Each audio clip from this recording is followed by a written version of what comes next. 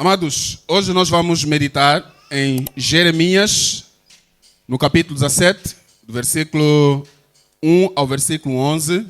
Se Deus permitir, vamos mesmo até o versículo 11, mas se não, podemos fazer um corte sem problema nenhum. Mas a nossa pregação hoje está baseada em Jeremias, capítulo 17, do versículo 1 ao versículo 11. De uma forma assim bem resumida, o ensinamento que está nesse texto Jeremias fala sobre a condição do coração humano e as promessas das bênçãos para os fiéis. A condição do coração humano e as promessas das bênçãos para os fiéis. Vamos então atentamente ler o texto em Jeremias, no capítulo 17, do versículo 1 ao versículo 11. A nossa oração é que Deus, por intermédio da sua palavra, fale conosco e provoque mudanças e transformações em nossas vidas. Diz assim a palavra do Senhor: o pecado de Judá está escrito com um ponteiro de ferro, com ponta de diamante, está gravado na tábua do seu coração e nas pontas dos seus altares.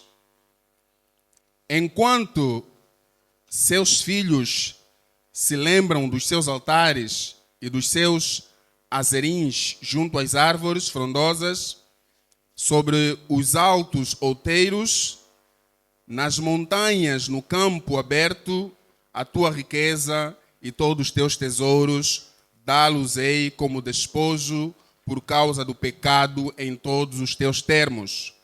Assim tu, por ti mesmo, te privarás da tua herança que te dei, far-te-ei servir os teus inimigos na terra que não conheces, porque acendeste um fogo da minha ira, o qual arderá para sempre.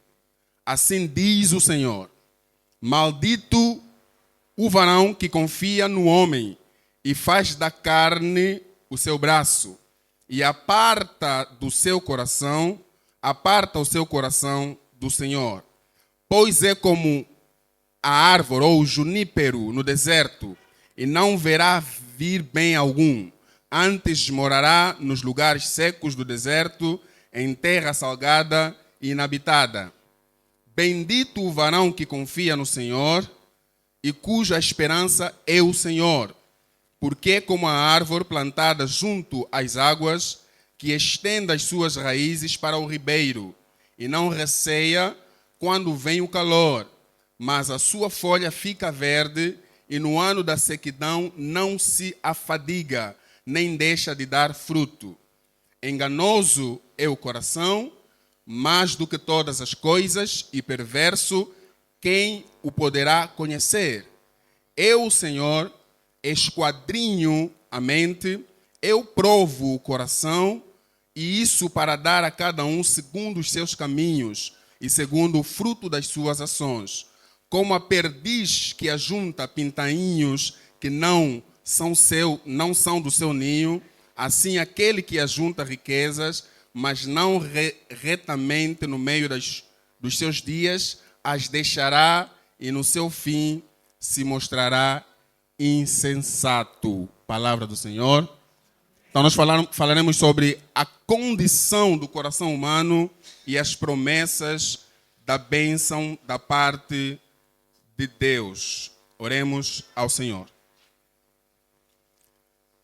Deus, nós louvamos o teu nome porque tu és maravilhoso, tu és grandioso. Não há nenhum Deus que se compara ao Senhor. Não há um Deus tão grandioso como o Senhor, que merece toda a nossa exaltação, que merece todo o nosso culto, que merece toda a nossa adoração.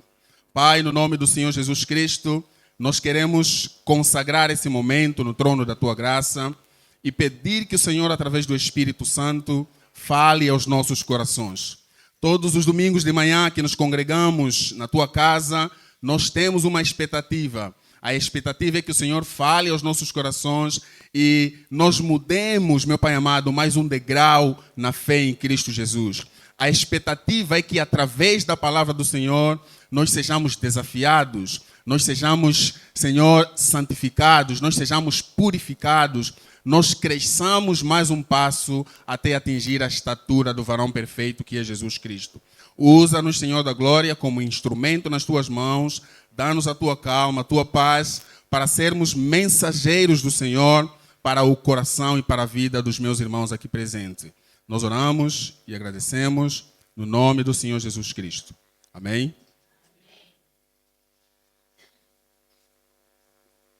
A condição do coração humano e as promessas de bênção para os fiéis.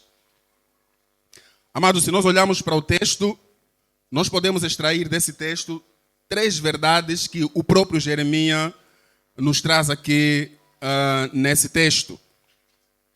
Primeiro, amados irmãos, Jeremias alerta ao povo de Judá sobre a gravidade dos seus pecados e depois ele fala sobre as consequências dos seus pecados. O peso do pecado, a gravidade do pecado e as consequências do pecado. Esse é o primeiro ensinamento que Jeremias traz nesse texto. O segundo ensinamento, ele traz um contraste entre a pessoa abençoada e a pessoa maldita. Maldito é aquele que deixa de confiar em Deus para colocar toda a sua confiança em si mesmo, para colocar toda a sua confiança no homem mortal. Maldito é aquele que deixa de confiar no Senhor eterno para confiar no homem limitado. E por último, ele fala sobre a fonte do nosso pecado. Fala sobre o coração enganoso. E esse coração enganoso só pode ser esquadrinhado, só pode ser endireitado pelo Senhor Jesus Cristo. Aleluia. Então nós estamos a ver aqui Jeremias falando sobre, alertando sobre o peso do pecado, a gravidade do pecado e as consequências do pecado. Depois ele então traz o contraste entre o abençoado e o maldito. O maldito é aquele que deixa de confiar em Deus para colocar toda a sua confiança no homem, e o abençoado é aquele que confia totalmente no Senhor. E depois ele então fala sobre a fonte do nosso pecado, o coração maldito e o coração enganoso. Aleluia. Então, amados irmãos, nós estamos aqui em Jeremias. Precisamos entender, amados, que Deus chamou Jeremias para exercer o seu ministério numa época em que reinava sobre Judá o rei Josias. Não apenas o rei Josias, mas os outros reis também reinavam em Judá. No versículo 1, a palavra do Senhor nos ensina que palavras de Jeremias, filhos de Elquia, um dos sacerdotes que estavam em Anatote, na terra de Benjamim, a ele veio a palavra do Senhor nos dias de Josias, filhos de Amon, o rei de Judá, no 13º ano do seu reinado. E também nos dias de Joaquim, filho de Josias, rei de Judá, até o fim do ano, 1º de Zedequias, filho de Josias, rei de Judá, e ainda até ao 5º mês do exílio de Jerusalém. Então Jeremias, ele é levantado para profetizar numa época em que no reino de Judá reinavam vários reis, mas o rei mais famoso, o rei mais conhecido, o rei que provocou uma transformação espiritual no meio do povo de Deus, é o rei Josias. E quando nós olhamos para as escrituras sagradas sobre Josias, nós sabemos que ele era um rei bom.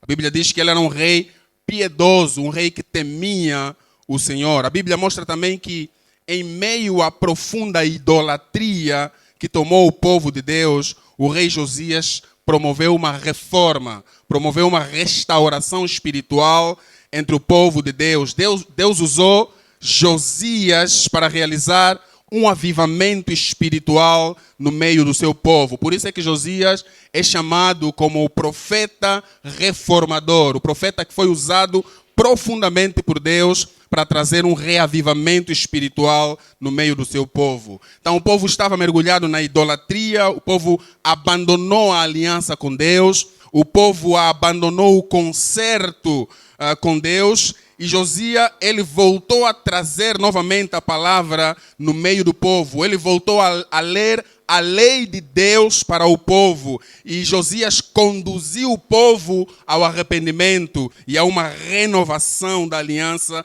com Deus. E o povo se comprometeu a obedecer os mandamentos do Senhor. Então Deus usou profundamente o rei Josias para poder trazer essa transformação espiritual no meio do seu povo. Josias, ele retirou os ídolos, destruiu os altares, aqueles altares em que o povo oferecia adoração aos deuses pagãos. Josias expulsou os feiticeiros no meio da cidade, os adivinhos, e restaurou a unidade da religião do povo de Deus. E por último, amados irmãos, Josias, ele promoveu uma grande celebração da Páscoa, conforme ensinado por Moisés. E essa celebração da Páscoa, durante algum tempo, já não existia no meio do seu povo, porque o povo se misturou com o paganismo e deixou de celebrar a Páscoa como Moisés tinha ensinado na palavra de Deus. Por isso é que Josias, amados irmãos, ele é lembrado como o rei comprometido com a lei de Deus, o rei comprometido em trazer a verdade da palavra de Deus no meio do seu povo. No momento de tremenda idolatria, no momento de abandono do Senhor, Deus levanta Josias para trazer novamente a lei de Deus no centro do seu povo. Então, o profeta Jeremias é levantado por Deus nessa época, numa época de avivamento espiritual. Ele presenciou esse avivamento espiritual, e esse arrependimento, essa volta para a palavra de Deus. Mas depois, amados irmãos, surgiram outros reis que eram considerados como reis maus, que não temiam ao Senhor.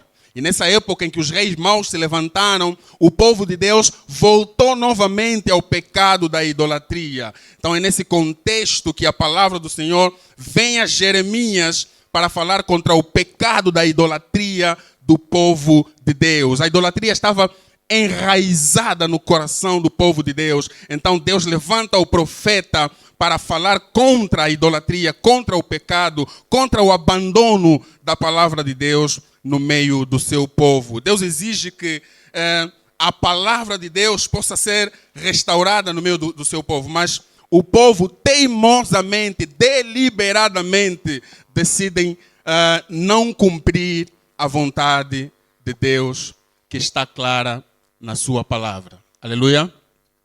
Quantas vezes nós hoje também agimos conforme o povo de Judá nessa época? Nós sabemos o que é que Deus espera do seu povo. Nós sabemos o que é que Deus espera de cada um de nós. Mas nós deliberadamente decidimos agir contra a vontade do Senhor escrita na palavra do Senhor. Então Deus está levantando o profeta para repreender essa atitude de Judá.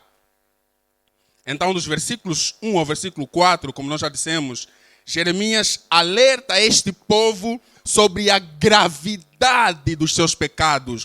Às vezes nós perdemos a noção de quanto pecar contra Deus é grave. Então, Jeremias está se levantado para dizer: o pecado da idolatria, o pecado do abandono do Senhor é grave. E não é só grave, mas ela tem consequências amargas para aqueles que a praticam.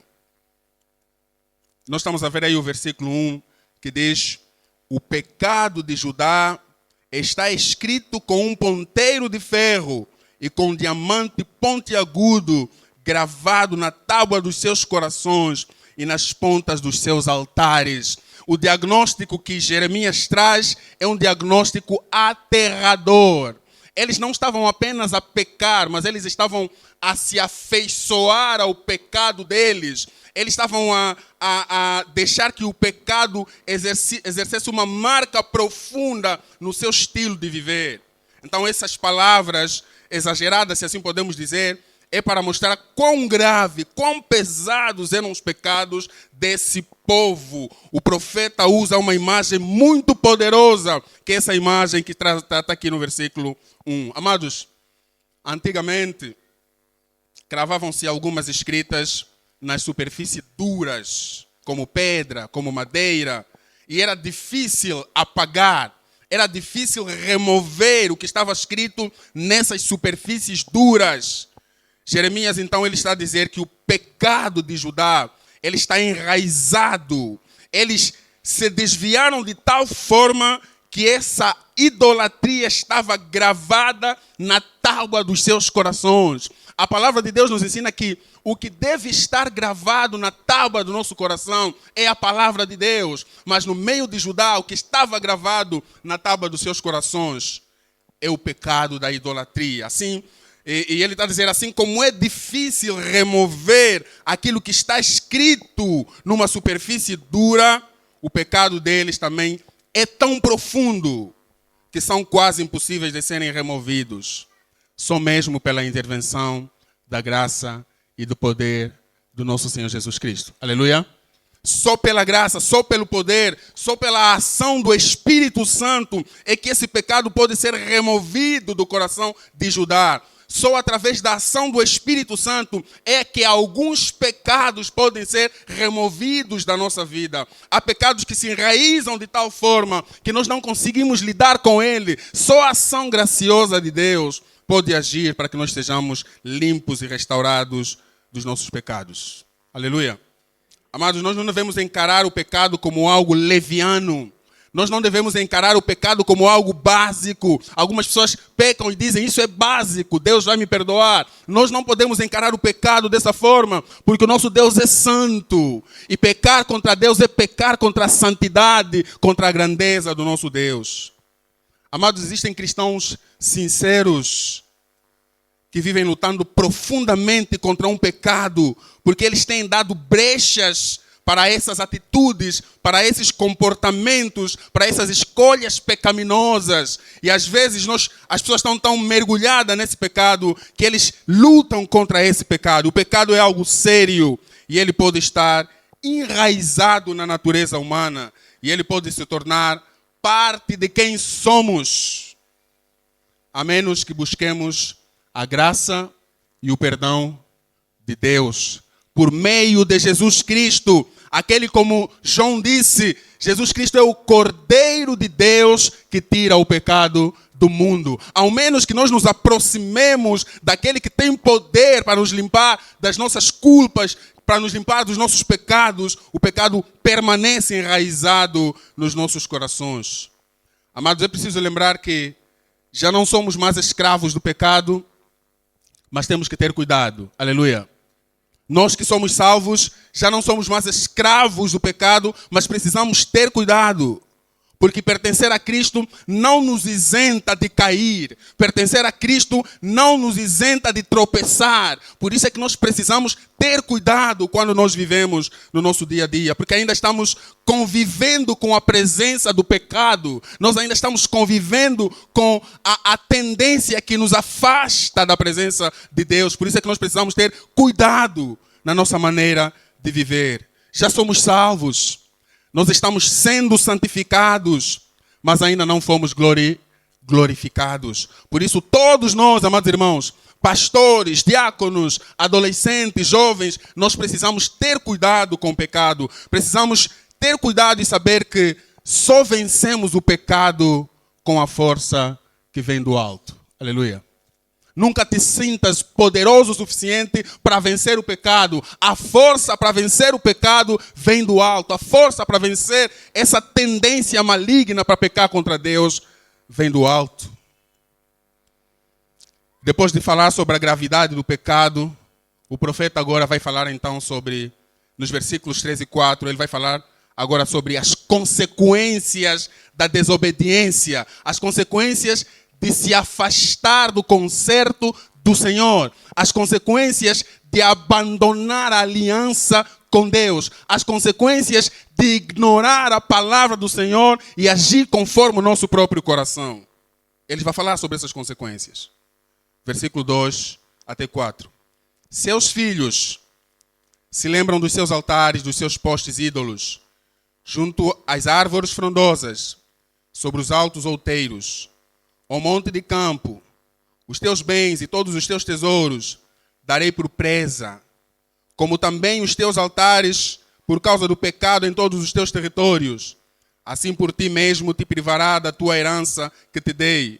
Far-te-ei servir os teus inimigos na terra que não conheces, porque o fogo que acendeste na minha ira arderá para sempre. O pecado acendeu a ira de Deus. O pecado despertou a ira de Deus. E por causa disso, eles tinham que pagar pela consequência dos seus pecados. Jeremias, amados irmãos, ele está a dizer que a nova geração se lembrou dos altares, dos rituais idólatras que os seus antepassados faziam. E voltaram a construir os ídolos que Josias tinha destruído. Voltaram a erguer os altares que Josias tinha destruído. Voltaram a adorar outros deuses que Josias tinha repreendido. Então eles levantaram novamente o culto pagão no meio do povo. Nos campos eles voltaram a adorar pedaços de madeira. Deixaram de adorar o Criador para adorar a criatura. Deixaram de confiar no eterno para confiar no limitado. Eles voltaram novamente a remover a palavra de Deus do centro. Essa era uma afronta contra Deus. Aleluia. Essa era uma afronta contra Deus da aliança, que exige que toda a adoração deve ser dada apenas a quem? A Ele.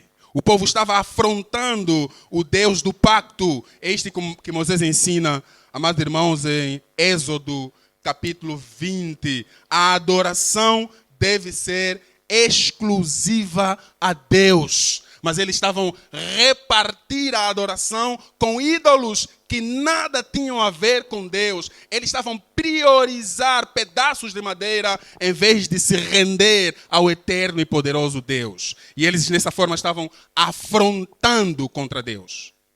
E Êxodo, no versículo 20, ele diz assim: então falou Deus a todas essas palavras: eu sou o Senhor teu Deus que te tirei da terra do Egito, da casa da servidão. Não terás outros deuses diante de mim. Não farás para ti imagem de escultura, nem semelhança alguma do que há em cima dos céus, nem embaixo da terra, nem nas águas, nem debaixo da terra. Não as adorarás, nem lhe darás culto. Todo culto, toda honra, toda devoção, toda adoração deve ser dada apenas a Yahweh, o Senhor dos céus e da terra. Aleluia. Mas eles estavam distribuindo sua adoração para outros deuses que nada têm a ver. Então, Judá abandonou o Criador para adorar obras feitas por mãos humanas. Deixaram de confiar naquele que fez os céus e a terra e colocaram a sua confiança em objetos que não têm vida. E como resposta, como consequência dessa rebeldia, eles seriam levados como escravos em terra alheia. Esse é o povo. Deus ama o seu povo, mas ele ainda assim, ele corrige o seu povo quando peca contra ele. Eles seriam levados em terras alheias para serem escravos em terras alheias. O templo de Jerusalém, o lugar da manifestação da presença de Deus, seria destruído. E eles não poderiam desfrutar da herança do Senhor. Por quê? Porque desobedeceram o concerto com o Senhor. Qual era o concerto? O concerto é que toda a adoração deve ser dada a Yahweh. Mas eles abandonaram Yahweh para adorar criaturas. Então há uma consequência para estes pecados. Aleluia. Às vezes, amados irmãos, nós olhamos para os nossos pecados de maneira leviana. Às vezes dizemos assim: vou cometer só hoje, desta vez, Deus vai entender o meu caso. Quantas vezes as pessoas dizem isso? Estão entre a espada e a parede, entre pecar e se manter santo. Eles dizem: não, hoje vou pecar ainda, porque Deus vai entender o meu caso. Amado, o nosso Deus de amor é o mesmo Deus que se ira e que pune severamente a desobediência do seu povo.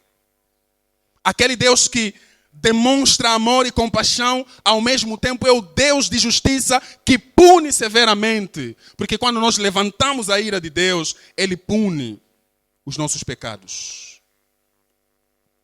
Olha o que diz o fim do versículo 4. Pois acendeu-se a minha ira, que arderá para sempre. Eu gostaria, meus irmãos, que lêssemos Gálatas capítulo 6.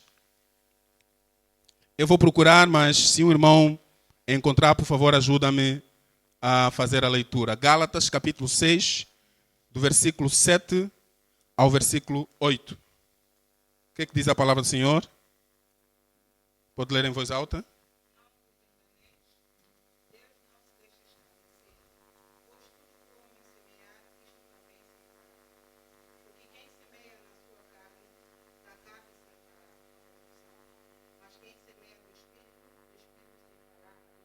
Aleluia.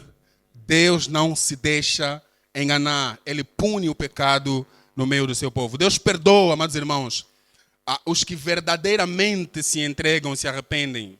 Mas as consequências do pecado permanecem. Muitas vezes Deus permite que as consequências do pecado permaneçam.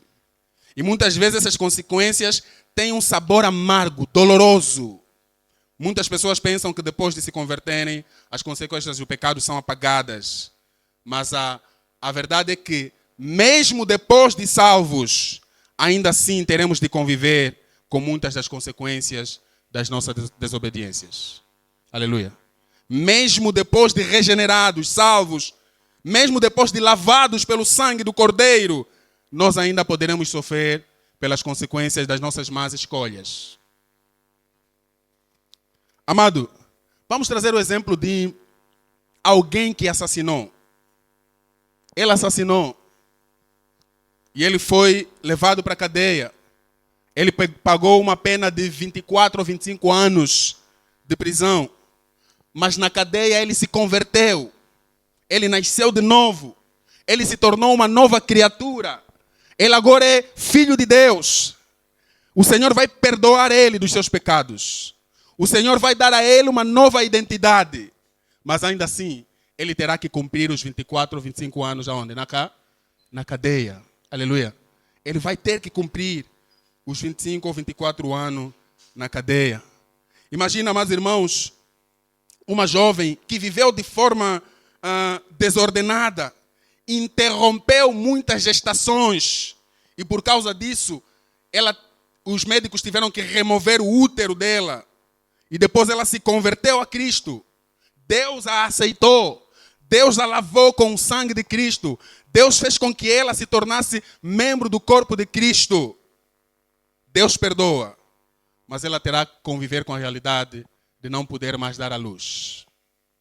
Deus perdoa os pecados, mas as consequências do pecado permanecem. Amados, se o cristão, de uma forma desordenada, ele come tudo que vê, come desordenadamente, e por causa dessa glotonaria, ele acaba desenvolvendo um nível elevado de açúcar no sangue ou gordura, e depois ele pede perdão pelos seus pecados. Deus vai perdoar, Deus vai aceitar ele, mas ele vai ter que conviver com as consequências dos seus erros.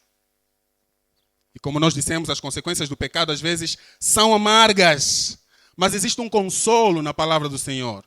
O nosso consolo é que Deus, pela sua graça e misericórdia, olhou para nós miseráveis pecadores.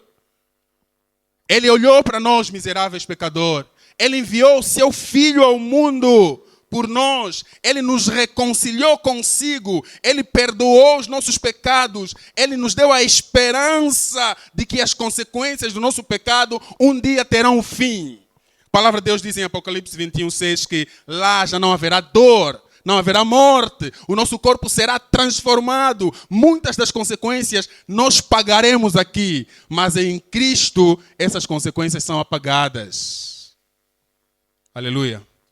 Se o pecado de Judá estava escrito de uma maneira que o homem não podia apagar, porém agora Cristo apagou com seu sangue e ele disse: está consumado. As consequências do pecado de facto são grandes, mas a graça de Deus é ainda maior. Aleluia. As consequências são graves, mas a graça e a misericórdia de Deus é ainda maior do que as consequências. Por isso, acheguemo-nos a Cristo, rendamo-nos completamente a Ele e seremos alvos da graça e da misericórdia de Deus. Versículos 5 a 8, o profeta agora ele vai trazer o contraste entre uma verdade e outra verdade. Os que colocam toda a sua confiança no homem são malditos. Mas os que têm o Senhor como a sua segurança serão benditos. Nós estamos aqui no versículo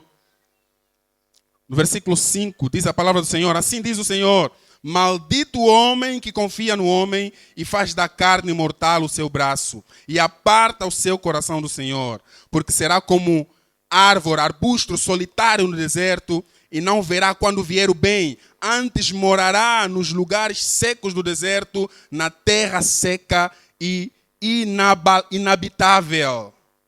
Amados, quando Jeremias diz maldito o homem que confia no homem, ele não está a dizer que nós não devemos confiar uns aos outros. Aleluia. Jeremias não está a dizer que não devemos confiar uns aos outros.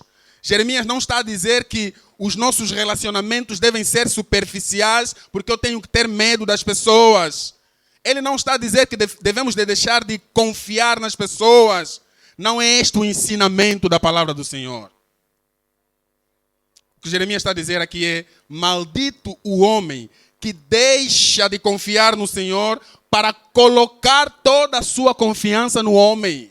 Deixa de confiar no Senhor para colocar toda a sua confiança em si mesmo, na sua força, na sua inteligência, na sua sabedoria. Jeremias está a falar de uma confiança exagerada no seu próprio eu, uma confiança egocentrista, a ideia segundo a qual eu posso resolver tudo na minha vida, eu não preciso de um ser supremo, eu posso fazer tudo na minha vida, eu posso fazer as escolhas independente de Deus, eu posso deixar que os meus pensamentos fluam independente de Deus, eu posso tomar decisões na minha vida independente daquilo que a palavra do Senhor ensina. Aqueles que são assim, eles atraem maldição para as suas vidas. Aleluia. É que Jeremias está a ensinar aqui. A maldição aqui, amados irmãos, não é maldição hereditária. Ele não está a falar de uma maldição que passa de pai para filhos. Ele está a falar maldição que resulta da nossa própria escolha. É essa maldição que Jeremias está a falar aqui. Nós, quando resolvermos andar nos nossos próprios corações, quando fizermos escolhas contradizendo aquilo que a Bíblia ensina, este caminho leva e produz maldições. Aleluia. Não está a falar de maldição hereditária, está a falar de maldição das escolhas que tomamos, sabendo que a palavra condena essas escolhas. E nós vamos colher maldições sobre a nossa vida quando isso acontece. Amados, por exemplo, quando um jovem cristão sabe que um relacionamento em julgo desigual é pecado contra Deus, mas ainda assim ela entra neste tipo de casamento, e depois de casar é espancada, maltratada pelo marido descrente. Esta é uma maldição que você mesmo procurou. Aleluia. Essa é uma maldição que você mesmo procurou, porque você já sabe, está claramente nas Escrituras que isso fere a vontade de Deus, mas você decide mesmo tomar essa decisão. As consequências desse pecado são maldições que resultam da tua própria escolha. Quando você, um jovem cristão, sabe que não pode se prender a um jugo desigual, mas você decide, não, essa é mesmo que eu amo, essa é mesmo a tampa da minha panela, independentemente do que vai acontecer, eu vou casar com ela. E depois você chega no casamento, você agora começa a ver os chifres de boi a saírem da tua nuca. Essa é a maldição que você próprio escolheu. Não é do teu avô, não é do teu tataravô. É maldição que resulta da tua própria escolha. É essa maldição que Jeremias está a dizer aqui. Quando nós deixamos de confiar no Senhor para tomar decisões guiados e orientados simplesmente pelo nosso coração. E não nos esqueçamos que Jeremias mais tarde vai dizer que o coração é quê? Enganoso. Jeremias ele está a dizer que aqueles que rejeitam a Deus, colocam toda a sua confiança no homem, são malditos. E eles são comparados como a árvore que não dá fruto, a árvore que não dá sombra, a árvore que não tem vida, a árvore que não beneficia a comunidade. Por quê? Porque ela está desligada da fonte da vida. Quando nós nos ligamos à palavra de Deus, quando nós temos comunhão com Deus, quando nós temos intimidade com Deus, nós jorramos vida porque estamos ligados à fonte de vida. Quando nós não estamos ligados à fonte de vida, então nós somos malditos e somos alvos das consequências dos nossos próprios pecados. Ele fala de maldição, porém, aqueles que colocam toda a sua confiança no Senhor serão benditos. Aleluia. serão benditos. Nós estamos a ver aqui o versículo 7, diz assim: bendito o homem que confia no Senhor e cuja esperança é o Senhor. Se quem confia na sua própria força é maldito, quem confia no Senhor é abençoado. Quem confia no Senhor é bendito, porque Ele é como a árvore plantada junto às águas, que estende as suas raízes para o ribeiro e não receia quando vem o calor, mas a sua folha fica verde e no ano da sequidão não se perturba, não se deixa e não deixa de dar fruto. Amados, Jeremias está a dizer claramente aqui que aquele que se entrega a Deus, que entrega a Deus o seu caminho, o seu futuro, confiar no Senhor é muito mais do que acreditar nele. Aleluia. Confiar no Senhor é muito mais do que saber que Deus existe. Confiar no Senhor é crer nele e deixar que as verdades do Senhor moldem as nossas vidas. Aleluia. Isso é que é confiar no Senhor. Não é apenas saber que Deus é santo. Não é apenas saber que Deus é Jeová Jireh, que provê. Não é apenas saber que Deus é todo-poderoso. É deixar que as verdades desse Deus moldem a tua vida. É você passar a viver conforme as verdades ensinadas na palavra do Senhor. Isso é que é confiar no Senhor. E aqueles que confiam assim, eles são benditos. Eles são abençoados. E o versículo 7 ainda vai dizer: bendito o homem que confia no Senhor e cuja esperança é o Senhor. Cuja esperança é o Senhor. Deus bem poderia dizer cuja esperança está no Senhor. Mas Ele está a dizer cuja esperança é o Senhor. Isso para dizer, amados irmãos, que a esperança do bendito, a esperança do Filho de Deus, não está apenas naquilo que Deus pode dar. A esperança do bendito é o próprio Deus. A nossa esperança não são as bênçãos de Deus. A nossa esperança é o provedor das bênçãos. Então, quando nós temos o provedor das bênçãos, nós somos abençoados. É o que o versículo 8 está a dizer aí. Porque Ele é como a árvore frondosa. Aqueles que confiam no Senhor, têm ligação com o Senhor, estão conectados ao Senhor, são nutridos com a graça de Deus, são alimentados com as verdades do Senhor. Elas são como as árvores que não secam no tempo de seca. Por quê? Porque ela está ligada à fonte. Ainda que a seca venha, ela continua frondosa, continua firme, continua avivada. Por quê? Porque as suas raízes estão ligadas à fonte de água. As raízes do bendito estão ligadas à fonte que é Deus. Por isso nós produzimos fruto mesmo quando existe adversidade. Aleluia.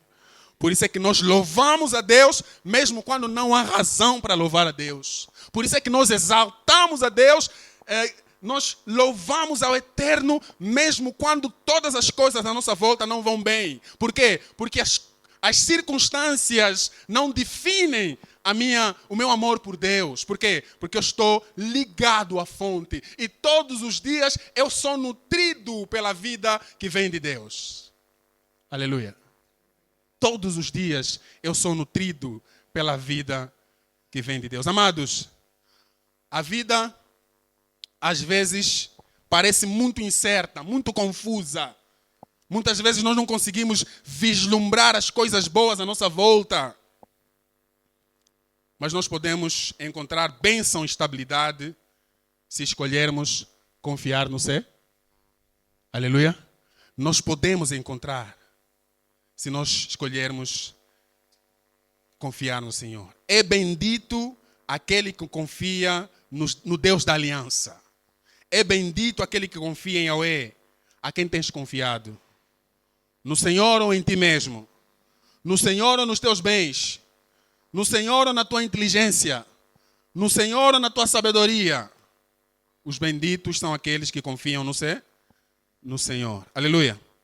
Finalmente, amados irmãos, Jeremias fala da procedência do pecado. A fonte do pecado.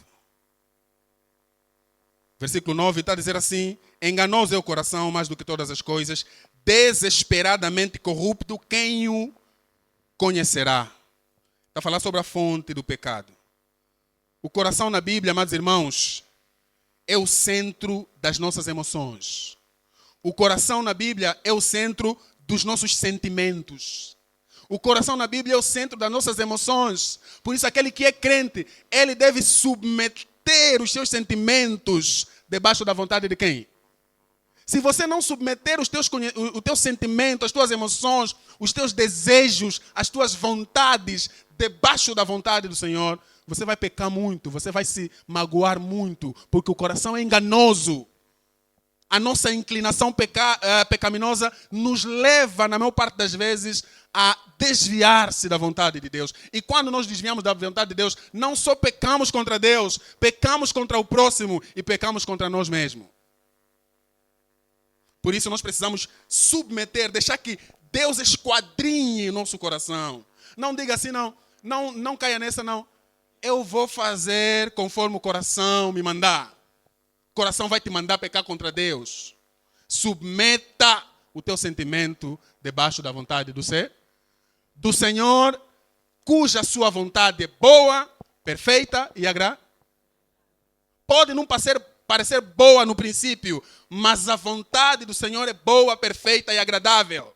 Então submetamos os nossos desejos debaixo daquilo que é a vontade do Senhor, porque o Senhor sabe o que é melhor para nós. Aleluia. O Senhor sabe o que é melhor para nós. Você pode pensar que o melhor para ti é aquele que o teu coração gostou, aquele que teus olhos se apaixonou, aquele no qual você está atraído ou atraída. Mas a vontade de Deus para a tua vida é outra. Jeremias está a dizer que o coração é traiçoeiro, é perigosamente enfermo, inescrutável. Por isso ele é enganoso. É enganoso também dizer, vamos seguir aquilo que o nosso coração mandar. O coração vai nos levar para a ruína. Como cristãos, não somos guiados pelos sentimentos. Como cristãos, não somos guiados por aquilo que nos cuia, que nós desejamos. Como cristãos, nós somos guiados pela palavra do Senhor. Somos guiados pela palavra do Senhor. Por isso, devemos obedecer às orientações da palavra, ainda que o nosso coração esteja a desejar algo ao contrário. Nós temos que direcionar o nosso prazer para agradar o Senhor. O cristão vive pela fé, não pelos seus sentimentos. Aleluia. Nós vivemos pela fé, não pelo nosso sentimento. Então ele vai dizer que o pecado é sério e as suas consequências podem ser amargas. Aqueles que se esquecem do Senhor e colocam toda a sua confiança no homem mortal são malditos. Porém, aqueles que confiam totalmente em Deus são abençoados. Finalmente ele diz que o coração é enganoso e ele precisa ser submetido à vontade do Senhor. Aleluia. Você precisa sempre cativar, assim como Paulo diz, ele esmurro o meu corpo. Quer dizer, esmurrar o meu corpo meu corpo tem desejo, tem vontade, meu corpo quer coisas. Mas eu devo dizer, não, eu não vou aceitar o que o meu corpo quer. Eu vou submeter os desejos do meu corpo naquilo que é a vontade do Senhor. Então aí nós podemos trazer algumas aplicações assim bem rápido. O profeta Jeremias, ele alerta o povo sobre o pecado da desobediência. Isso deve nos lembrar, amados irmãos, que as nossas escolhas têm consequência. Eu não sei qual é a escolha que você está a fazer, eu não sei como é que o teu coração, você tem lutado, como Tiago diz, o espírito luta contra quê? Contra a carne quer a parte dele, o espírito também quer a parte dele. Parece que os dois estão a lutar para... Mas, amados irmãos, Deus nunca luta contra Satanás. Satanás foi vencido na cruz do Calvário. Se nós quisermos vencer o diabo, nós precisamos nos submeter a quem venceu e nos deu também a vitória. Parece que é essa luta, mas a mensagem de Jeremias nos desafia a viver de acordo com os princípios de Deus e não segundo os desejos do nosso próprio coração. Não sei qual é a tua luta, mas a decisão mais certa é dizer: faça-se em mim, Senhor, conforme a tua vontade. Essa declaração pode trazer também consequências na tua vida. Mas ainda assim, faça-se em mim conforme a tua vontade. O profeta condena o pecado da idolatria. Ídolos, amados irmãos, são todas as coisas que nós podemos ver e também aquelas que não podemos ver, que nós amamos mais do que quem? Mais do que a Deus. Se você fazer uma vistoria bem profunda na tua vida, você vai perceber que existem coisas na tua vida que você coloca em prioridade do que quem? Do que a Deus. Então, idolatria não é apenas ajoelhar-se diante de uma estátua. Idolatria não é apenas adorar ídolos. Idolatria é colocar alguma coisa, é valorizar alguma coisa mais do que ao Senhor. O teu emprego pode ser a tua idolatria. Quando você é capaz de pecar contra Deus só para não perder o emprego, você está a idolatrar o teu emprego. Aleluia. O teu filho querido, principalmente aquelas pessoas que têm único filho, tendem a amar mais o seu único filho do que o doador das bênçãos. Quando você é capaz de entrar numa casa dos feiticeiros para curar a doença do teu filho, deixando de parte aquilo que é a orientação das Escrituras, contra isso, você está a idolatrar o teu filho. Por quê? Porque você está a priorizar o teu filho acima de quem? Do Criador. Eu não sei quais são as nossas idolatrias no dia a dia. E até o desporto pode ser nossa idolatria. Aquelas pessoas que são tão ferrenhas no desporto, quando o Real Madrid dele perde ou quando o Barcelona dele perde, chega em casa, nem dirige palavra à esposa. Fica nervoso, não come, perde a fome. Eu gosto do Real Madrid, eu gosto do 1º de agosto. Mas eu gosto mais da comida do que... Quando o Real perdeu 4-0, depois de perder, eu comi numa linda calma. Mas há pessoas que o funs não entra quando o Barcelona perde. Então nós precisamos avaliar quais tem sido a nossa idolatria. Amados, nós aprendemos também aqui que o cristão não pode estar debaixo da maldição hereditária. Aleluia. O cristão nascido de novo, o cristão lavado com o sangue de Cristo, o cristão habitado pelo Espírito Santo, não pode estar debaixo da maldição hereditária. Porque a partir do momento que nós nos convertemos, a vida de Cristo está em nós. Aleluia. A vida de Cristo está em nós. E na cruz nós fomos libertos de toda a maldição. A obra de Cristo na cruz é completa. Completa ao ponto de te libertar de todas as maldições. Se o teu tataravô, o teu bisavô, o teu pai, a tua mãe, todos estavam mergulhados no pecado, quando você encontra Cristo, esses laços se cortam. Porque Cristo é mais poderoso do que todas essas potestades. E não tem como eu pertencer a Cristo e carregar sobre mim maldição hereditária.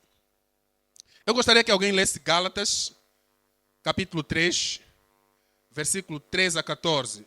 E depois alguém lesse Colossenses 2, 14, por favor. Gálatas 3, 13 a 14.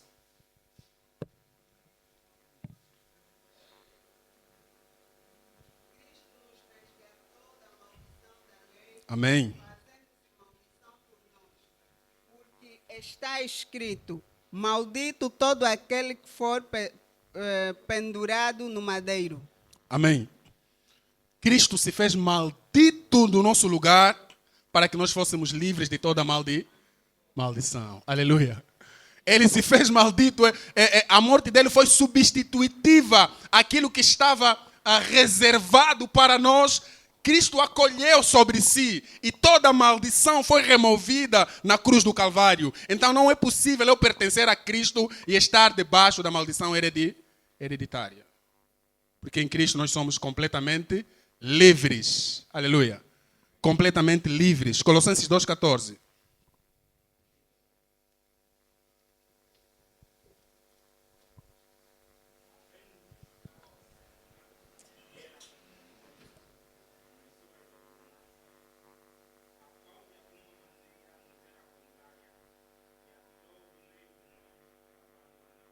Cravando-a na cruz. Todas as acusações que eram contra nós, Cristo cravou na cruz. E agora nós somos livres. Então nós não temos como nós estar debaixo da maldição hereditária. Nós somos abençoados. Aleluia. Você pode dizer para si mesmo, eu sou abençoado. Diga isso alto, diga isso para si mesmo. Eu sou abençoado. Eu sou abençoado. Amados, nós precisamos tirar da mente a ideia de que bênção significa apenas ter propriedades. O fato de você pertencer a Cristo, você é abençoado. Pode ser que você não consiga todos os bens dessa terra, mas o bem maior que é Cristo, você já tem. Então você é que? Abençoado. Você já é completo em Cristo. Você já é abençoado. Não viva ansioso pensando que as pessoas têm que te considerar abençoado por causa das posses que você tem. Em Cristo, nós somos abençoados. É claro, temos que lutar. Temos que trabalhar. Temos que fazer esforço para ter os bens materiais. Mas a nossa bênção não significa as coisas, as posses que temos. Nós somos abençoados em Cristo Jesus. Então, amados, se o coração é enganoso, nós precisamos estar atentos às áreas das nossas vidas onde nós temos tendências a nos desviar. Amados irmãos, existem áreas em que nós somos muito vulneráveis a pecar contra Deus. Não estou a falar de fornicação, de adultério. Às vezes, numa calúnia, numa fofoca, num mau uso da língua, o nosso coração nos leva a pecar contra Deus. Então nós precisamos prestar atenção às áreas da nossa vida que nós temos tendência a não se conformar à vontade de Deus. Nós precisamos colocar a nossa vida em conformidade àquilo que Deus espera de nós. Aleluia. Os nossos hábitos devem ser piedosos, saudáveis. Os nossos relacionamentos precisam ser saudáveis. Busquemos sempre alinhar o nosso coração, a nossa vida, à vontade do Criador. Que Deus abençoe a sua palavra. Amém?